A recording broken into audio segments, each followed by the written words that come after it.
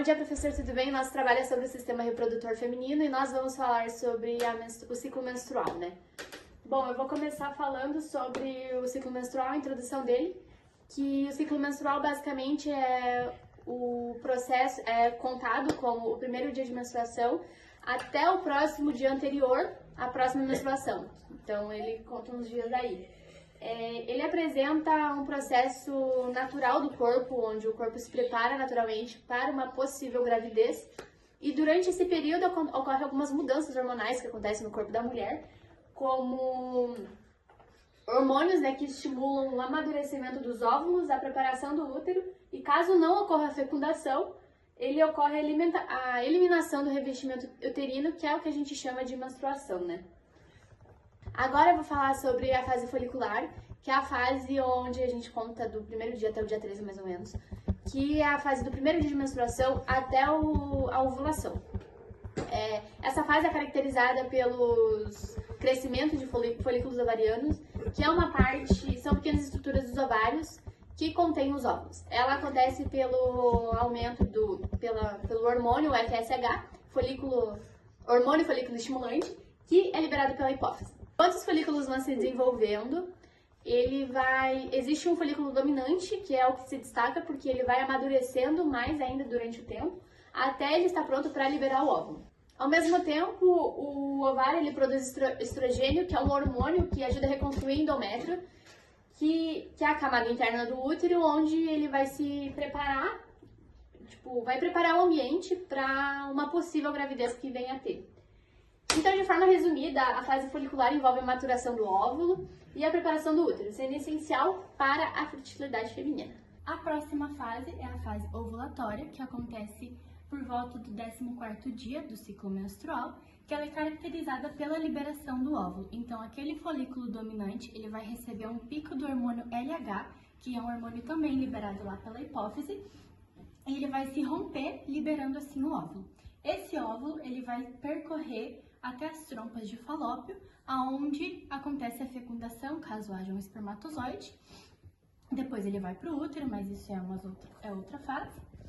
E caso não haja essa fecundação, ele vai continuar percorrendo e vai gerar menstruação, mas isso também são outras fases.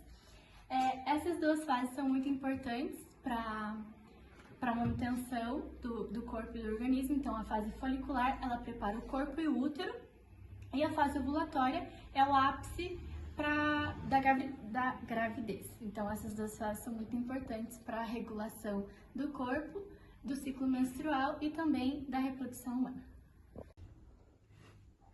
Eu vou falar sobre a terceira fase do ciclo menstrual, a fase lútea, que ocorre entre o dia 15 e 28 em média. Ela é uma fase que ocorre após a ovulação. O folículo que rompeu se transforma em uma estrutura chamada corpo lúteo, que produz progesterona e um pouco de estrogênio. Esse hormônio mantém o endométrio espesso e vascularizado, deixando o útero preparado para receber o embrião caso ocorra a fecundação. Se o óvulo for fecundado, o corpo lúteo continua ativo e mantém os hormônios até que a placenta se forme. Mas, se não houver a fecundação, o corpo lúteo se desenegra e os níveis hormonais caem e o útero se prepara para descamar, ou seja, menstruar. Algumas mulheres sentem alguns sintomas nesse período, como seios sensíveis, inchaço, mudança de humor, que é mais conhecido como a TPM.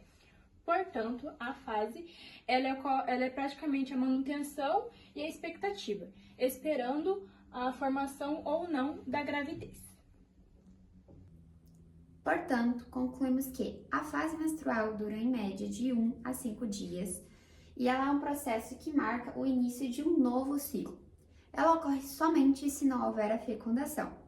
Nesse caso, o corpo entende que não precisa mais manter o endométrio.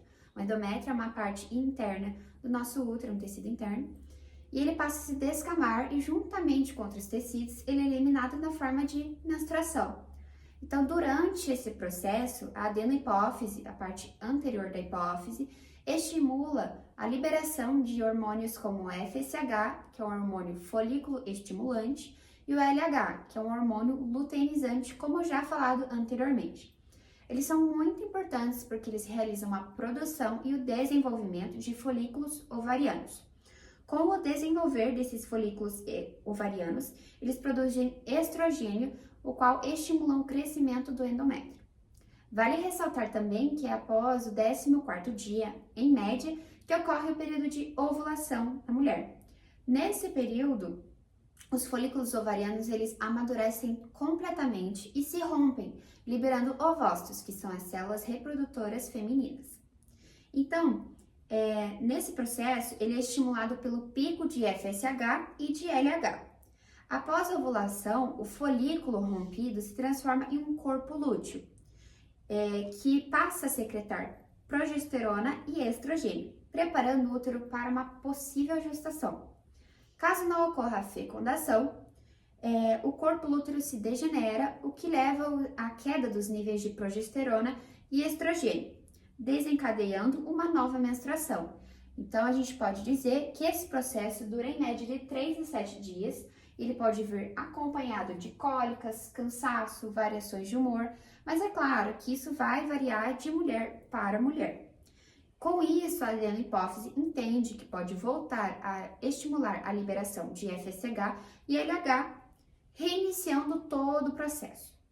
Concluímos que a fase menstrual, ela representa um encerramento de um ciclo reprodutivo e recomeço de outro, e ela é um sinal de que o sistema reprodutor feminino está funcionando normalmente.